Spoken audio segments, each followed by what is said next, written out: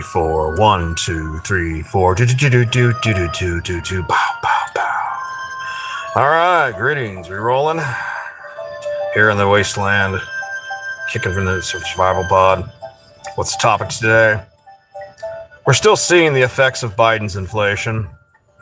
And honestly, maybe after a year or two, I'll start putting it on Trump, but I don't be real about it. When I went to the Dollar Tree the other day, y'all ain't gonna try to convince me that things ain't going up in price, because I saw it with my own eyes. What we're talking about, it's Freedom Phil, like, subscribe, let's get into it, and always turn up the video speed. It's like this, man. I went into the store, and I was looking at the price at the Dollar Tree. Now, mind you, I remember during the Biden administration when I went to be the $1.25 store, and some specialty products they have there, the really nice ones, yeah, those are like basically full price. Still, the Dollar Tree is cheaper than the Family Dollar or Dollar General. So, you get there what you can. Some of the staples at the Dollar Tree, like, I don't know, it used to be like the canned olives.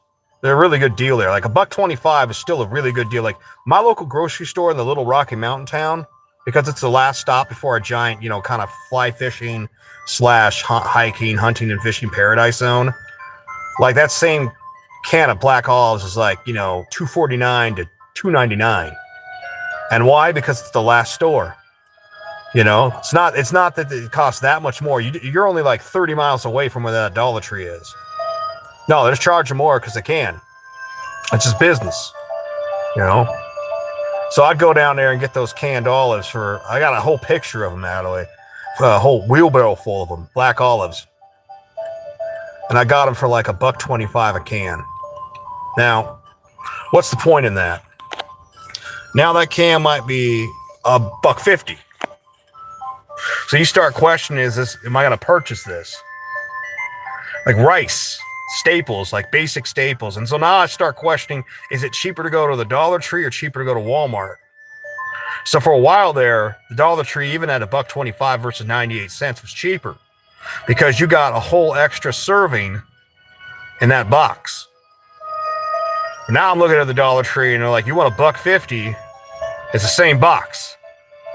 So now I'm going back to the Walmart where it's 98 cents. So saving 50 cents per box. Yeah, it's a little less serving, but still, instead of getting 3, I get 2. But then you add it up, how much are you paying more for that extra serving? One might argue maybe it's actually fair price still. Like it's equalized now. And that's the same thing I'm seeing with a lot of things, like the cake mix. I like making yellow cake or lemon cake and then add some fruit to it in a loaf. Make it like a cobbler, That used to be $1 back in the day. And now there was $1.25. This last time I went in, now that same cake is $1.50. So I'm looking at these price differences, and so you gotta start like just kind of looking around. You start like you buy one thing at one store, like you load up on those 2-pound bag of rice at the Dollar Tree, store it in your jars, And you're looking at the price, you think, okay, now is it now cheaper to go to Walmart or go somewhere else and buy that? And it's those basic things, certain things like that.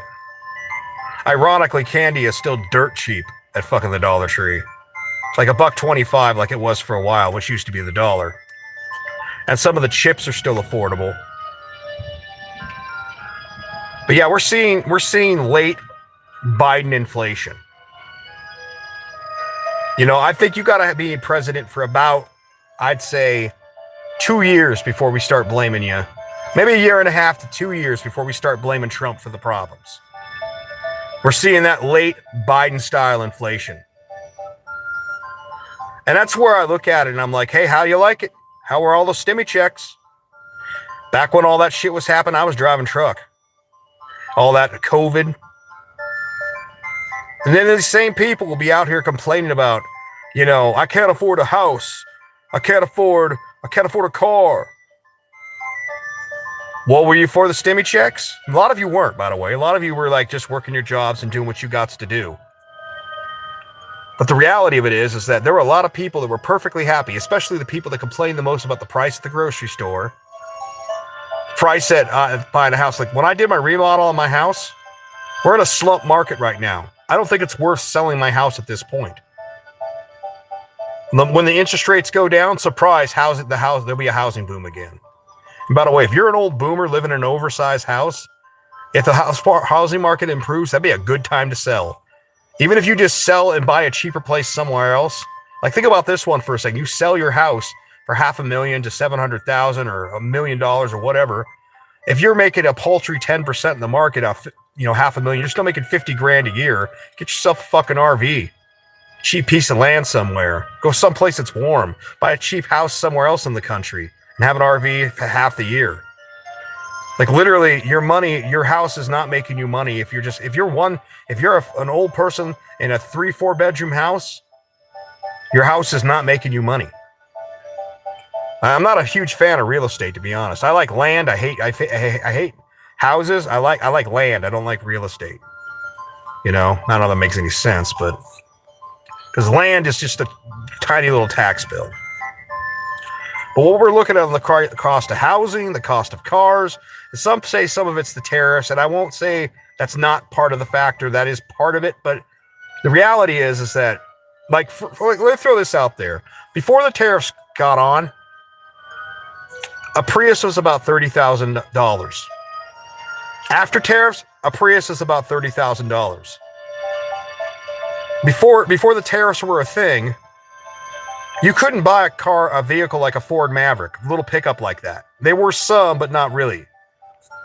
Ford Maverick's about $30,000. So I don't really see that the tariffs are really doing as much as people claim they're doing. But I do see the inflation in the basic things. Where we got to ship our food over to another country to have it produced into, like, noodles or some shit. Like, product of China. Or like the cookies are made in Bangladesh or Italy or some other fucking place. You see that with the cost and inflation going up. A lot of what your inflation in these grocery stores is actually, for being real about it, it's the cost of employees.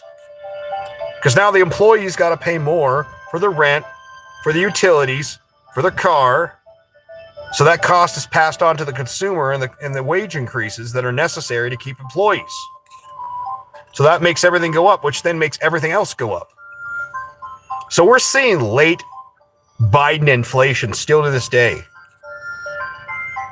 And despite all the good things that Trump has done, some good, some bad, but mostly good, the problem that we see today is the hangover. And this is what every single presidency does. They always leave a steaming turd for the next president in general. Don't believe me? Clinton set up the affordable housing crisis to eventually crash under Bush. Near the end of Bush is when the affordable housing, all of it was coming together, and it kind of screwed over the Republicans. But Bush screwed over Obama with the Bush wars and a housing crisis.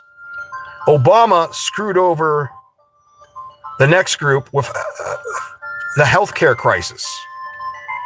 He inflated the dollar. He literally just printed money the whole way along. Basically, almost every president does that now. Fiscal conservatism be damned. Oh, I'm a conservative. No, you're not. Most of them are rhinos. Biden basically left a bunch of fucking inflation for Trump. One might argue the tax cuts Trump had were a problematic thing for Biden because Biden wanted to increase taxes. So Biden's inflation is now the hangover that Trump has to deal with, and you have to deal with. And I know when I go into those stores and I see the difference in price, I look at the price difference for just basic things. What used to be $1 just a few years ago was $1.25 until just yesterday. Now it's $1.50, and it's the same thing. So however you want to look at it, the cost of living has gone up. Now the question is, how much does it really affect you? For those that don't understand,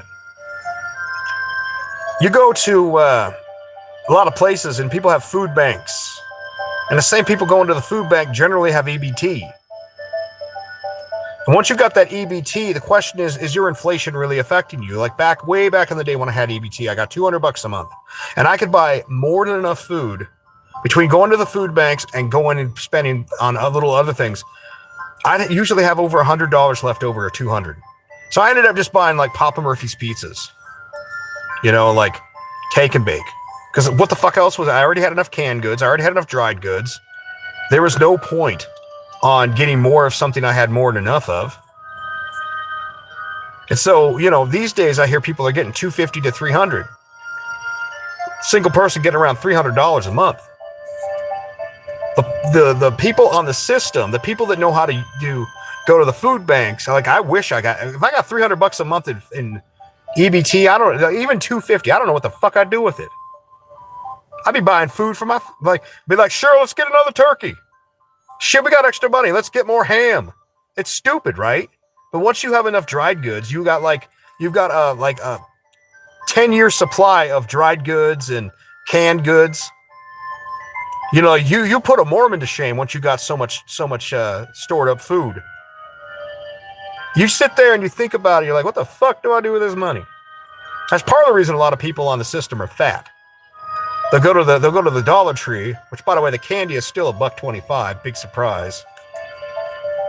Energy drinks are still $1.25, and they'll go and load up on energy drinks and fucking junk food because they already have all their staples. So I'm going to be honest. This inflation, this Biden-style inflation, lingering on like a hangover into Trump's early part of this administration. And look, maybe about 1.5 to 2 years, we'll start putting it on Trump. He has lowered the price of eggs, and he has made some things cheaper. But let's see where he's at about 1.5 to 2 years in. Because when it comes to the midterms, that's what people are going to be talking about. But the real people that are affected by all this Biden-style inflation are the working class. The non-subsidized working class. Those people that door on the front of their house that used to be $200-300 is now $600 to $700. The people that need to, get some wiring done, that's now how much more expensive. The people that go out to eat, how much more expensive. But if people that don't get this, it's like inflation doesn't affect the rich, definitely. It doesn't matter to them. And it doesn't affect the so-called poor. It affects the working class. The people that aren't on the system are the only ones that are affected by inflation. Now, poor people will claim, well, yeah, but our stuff costs more too. Yeah, but how much of your life is subsidized? Let's be real about it. Like if you're already getting a free check from the government, you already got a free cell phone from the government. And I'd like to get another potato phone, to be honest. I miss having a potato phone around.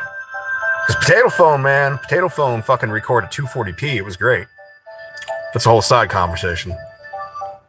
You upload a video in like a few seconds. In 5G, you can upload a video like a New York second. It's great. 10-minute video, New York second. That's why I like 240p. This shit uploads it way too much data. You can't turn it down. But you go and start looking at it. Like when you're getting free home heating, free housing, free food, free medical care, you're not poor anymore. You're not. In fact, I'd argue you are actually doing better than most working class people. Sure, you're not high on the hog, but you have a quality of life that you didn't earn. I know a lot of people, get butthurt when I tell them that. You're mad at the rich people, but you're like a poor version of rich. You don't have to go to work. So the only people that are really affected by all this inflation are generally the working class. They have already bought all the votes of the poor. It's been the strategy of the Democrats for ages. You get the poor stuck on benefits to where they're never going to leave. And then basically you just use them as a guaranteed voting block. By the way, they tested on the black community, then exported everywhere else. And then what they'll do is these people will be like, you'll see this woman that was bigger than me talk about, I'm starving, how are we going to feed my kids? And you're like, honey, you look like you got enough calories to last 3-4 months. Shit. You don't need to eat. You're a fucking walrus, woman. And she's totally dependopotamus. Totally subsidized. She's a dependopotamus. Fucking behemoth of a woman. Talk about how she's going to feed her kids. She isn't affected by inflation. She never has been. She's effectively a spoiled rich kid, but the broke version of it. And that's why when people talk about how bad America is, how, America this, America that, screw you. America's a fucking awesome country. Our poor live better than a lot of rich people in broke countries. Our rich can get stupidly rich. It is the middle class that are generally trapped. The lower to middle class that are trapped. And it's all by decision. Trying to keep up with the Joneses, trying to impress people, buying cars they can't afford, all the usual shit.